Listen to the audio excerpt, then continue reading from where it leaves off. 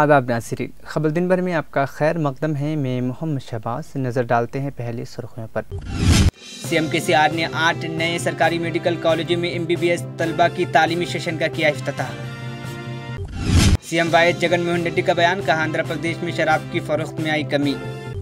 हैदराबाद में मुनक़िद होने वाली हिंदुस्तान की पहली street circuit race Indian racing league के टिकट अब खत्म। अगले सीजन से हज अखराजात में 1 लाख रुपए की कमी हो सकती है। मोदी बताएंगे कि 8 वर्षों में किया क्या काम, कांग्रेस के सदर खरगे का सवाल।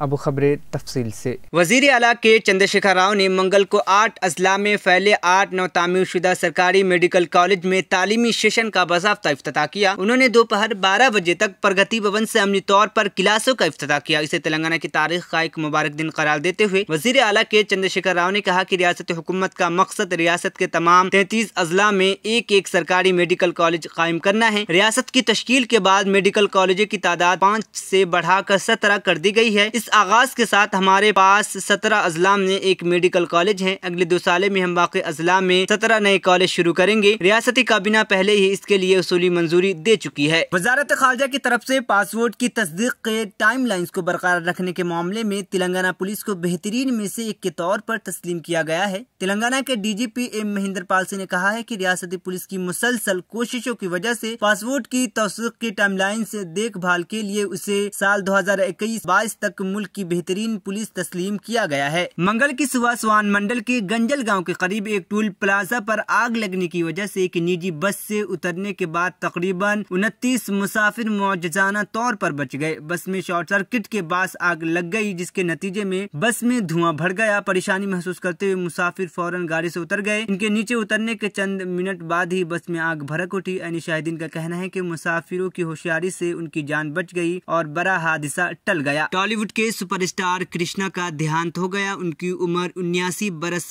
थी। खराबी सेहत की वजह से कल उन्हें हैदराबाद के गच्चीबौली में वाक़े खान के हॉस्पिटल में शरीक करवाया गया था। फिल्म अदाकार को सांस लेने में दुश्वारी का सामना था। आज सुबह के अवलीन सातों में उन्होंने आखिरी सांस ली। डॉक्टर्स ने बताया कि कृष्णा ने सुबह 4:09 पर आखिरी सांस ली। इनके देहांत की इत्तला के साथ फिल्म इंडस्ट्री में गम की लहर दौड़ गई। कई अहम शख्सियात ने फिल्म अदाकार की मौत पर गहरे रंज का इजहार किया। हैदराबाद शहर 19 नवंबर और 20 नवंबर को हुसैन सागर झील पर हिंदुस्तान की street circuit Indian racing league के इफ्तिताह एडिशन की पहली रेस की मेजबानी के लिए बिल्कुल तैयार है। 2 रोजा वीकेंड इवेंट के पासेस खत्म हो चुके हैं। उन्होंने पास के 2 जुमरे जारी किए हैं, रेगुलर पास और वीकेंड पास। रेगुलर पासेस 1 दिन के लिए खरीदे जा सकते हैं और 749 रुपए से शुरू होते हैं, जबकि वीकेंड पास 2 दिन का पास है जिसकी कीमत 1249 रुपए से शुरू होती है। अगले सीजन से हज पे जाने के ख्वाहिशमंदों के लिए क्या बड़ी राहत हो सकती है। तमाम रियासतों के हज कमेटियों ने सेंट्रल हज कमेटी से कम अज कम 1 लाख रुपए के अखराजात को कम करने की अपील की है। 12,000 दरखास्त का मुस्बत जवाब दिया गया है। इसी तरह तेलंगाना स्टेट हज कमेटी ने सेंट्रल हज कमेटी से अपने सालाना हज कोटा 7,000 और आंध्र प्रदेश का 30,000 करने की दरखास्त की है। मंगल को यहाँ एक प्रेस कॉन्फ्रेंस से खिताब करते हुए तेलंगाना स्टेट हज कमेटी के चेयरमैन मोहम्मद सलीम ने बताया कि 12 नवंबर को नई दिल्ली में सेंट्रल हज कमेटी की मीटिंग के दौरान रियासती हज कमेटियों के तमाम नुमाइंदों ने अक़लियती उम्र की वजीर स्मृति ईरानी से दरखास्त की कि वो हज के अखराजात को कम करें। आज़मीन हज 4 लाख रुपए से लेकर 2.5 लाख रुपए से 3 लाख रुपए तक की मांग की गई। स्मृति ईरानी दरखास्त पर गौर करने के लिए राजी हो गई हैं। इंसानियत के लिए एक संग मील के तौर पर गुज़िश्ता 12 सालों में 1 अरब अफराद का इजाफा करने के बाद मंगल को आलमी आबादी 8 बिलियन तक पहुँच गई। भारत अगले साल दुनिया की सबसे ज्यादा आबादी वाली मुल्क के तौर पर चीन को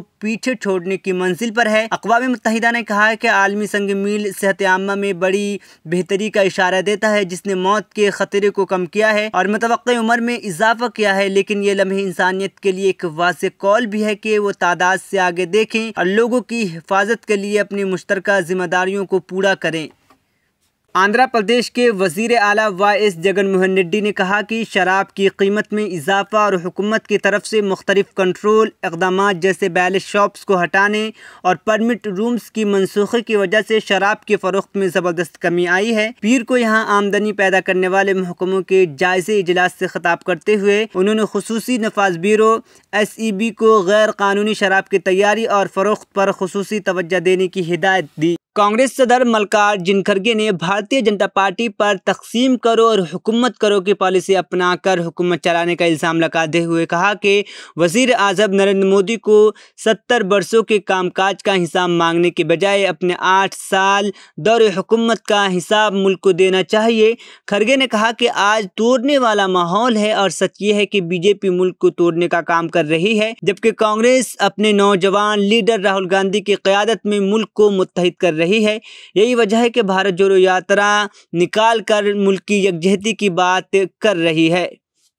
रियासत केरला की एक अदालत ने कत्ल मामले में आरएसएस के 11 कारकुनों को उम्र कैद की सजा सुनाई। ये वारदात साल 2013 में अंजाम दी गई थी। केरला के नेतिंकारा एडिशनल सेशन अदालत ने 2013 नारायण नायर के कत्ल के वाक़े में मुलव्विस 11 मुजरिमों को उम्र कैद की सज़ा सुनाई।